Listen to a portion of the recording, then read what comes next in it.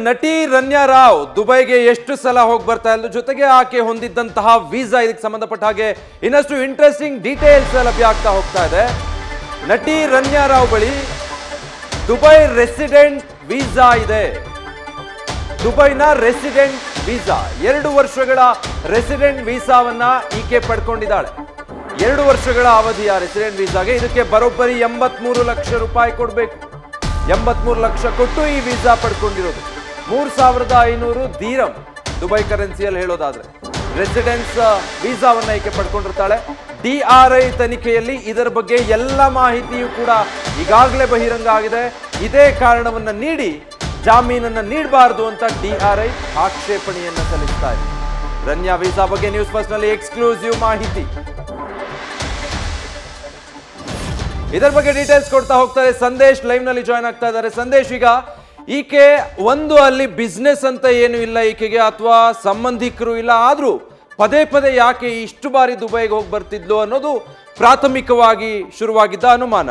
ಆ ನಂತರದಲ್ಲಿ ಈಗ ಈಕೆ ರೆಸಿಡೆಂಟ್ ವೀಸಾ ಹೊಂದಿದ್ಲು, ಅದು 83 ಲಕ್ಷ ಕೊಟ್ಟು ಅನ್ನೋ ಅಂಶ ಬಹಿರಂಗ ಆಗಿರೋದು.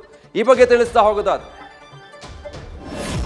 ವಿಜಯ್, ಇಲ್ಲಿ ನಾವು ಪ್ರಮುಖವಾಗಿ ತಿಳ್ಕೋಬೇಕಾಗಿರೋದು, ಆಕೆ ಮದುವೆ ಆಗುವ ಮುನ್ನ 6 ತಿಂಗಳುಗಳ ಕಾಲ ದೇಶದಲ್ಲೇ ಇರಲಿಲ್ಲ ಅನ್ನೋ ಒಂದು ಮಾಹಿತಿ ಕೂಡ ಇದೆ. ಅಂದರೆ ಆಕೆ ಸಾಕಷ್ಟು ಬಾರಿ ವಿದೇಶಗಳಿಗೆ ಟ್ರಾವೆಲ್ ಮಾಡ್ತಾ ಇದ್ರು, ಜೊತೆಗೆ ಟ್ರಾವೆಲ್ ಮಾಡಿದಂಥ ಸಂದರ್ಭದಲ್ಲಿ ದುಬೈನಲ್ಲೇ ಉಳ್ಕೊಳ್ತಾ ಇದ್ರು ಅನ್ನೋ ಒಂದು ಮಾಹಿತಿ ಕೂಡ ಇದೆ. ಜೊತೆಗೆ ಈಕೆಯ ಬಳಿ ರೆಸಿಡೆಂಟ್ ವೀಸಾ ಅಂದರೆ ದುಬೈನ ರೆಸಿಡೆಂಟ್ ವೀಸಾ ಕೂಡ ಇತ್ತು. ಇದನ್ನು 3500 ದೀರಮನ್ನು ಕೊಟ್ಟು ಆಕೆ ತೆಗೆದುಕೊಂಡಿರ್ತಾಳೆ. ಅಂದರೆ ಇಲ್ಲಿ ಪ್ರಮುಖವಾಗಿರುವಂಥದ್ದು, ಆಕೆ ಒಂದು 2 ವರ್ಷಗಳ ಕಾಲ ರೆಸಿಡೆಂಟ್ ವೀಸಾವನ್ನು ಪಡೆಯೋ ಉದ್ದೇಶ ಇಷ್ಟೇ. ಆಕೆಯ ಬಿಸ್ನೆಸ್ ಕೂಡ ಅಲ್ಲೇ ಇರುತ್ತೆ. ಯಾಕಂದರೆ ತರುಣ್ ರಾಜ್ ಏನಿದ್ದಾನೆ, ಅಂದರೆ ಈ ಪ್ರಕರಣದ 2ನೇ ಆರೋಪಿಯಾಗಿರುವಂಥ ತರುಣ್ ರಾಜ್ ಹಾಗೆ ನಟಿ ರನ್ಯಾ ರಾವ್ ಇಬ್ಬರು ಕೂಡ ಒಂದು ಬಿಸ್ನೆಸ್ಸನ್ನು ರನ್ ಮಾಡ್ತಾ ಇರ್ತಾರೆ. ಜೊತೆಗೆ ಆ ಬಿಸ್ನೆಸ್ಸನ್ನು ರನ್ ಮಾಡುವಂಥ ಸಂದರ್ಭದಲ್ಲೂ ಕೂಡ ಅಲ್ಲೇ ಅವರು ಸಾಕಷ್ಟು ದಿನಗಳ ಕಾಲ ಇರ್ತಾ ಇದ್ರು. ಹಾಗಾಗಿ ರೆಸಿಡೆಂಟ್ ವೀಸಾ ಅಂದರೆ ಇಲ್ಲಿನ ಒಂದು 83 ಲಕ್ಷ ರೂಪಾಯಿಯನ್ನು ಕೊಟ್ಟು ಆ ಒಂದು ವೀಸಾವನ್ನು ಖರೀದಿ ಮಾಡಿದ್ದಾರೆ ಅನ್ನೋ ಒಂದು ಮಾಹಿತಿ ಕೂಡ ಲಭ್ಯವಾಗಿದೆ. ಹಾಗಾಗಿ ಆಕೆಯ ಬಿಸ್ನೆಸ್ ಕೂಡ ದುಬೈನಲ್ಲೇ ಇದ್ದಿದ್ದರಿಂದ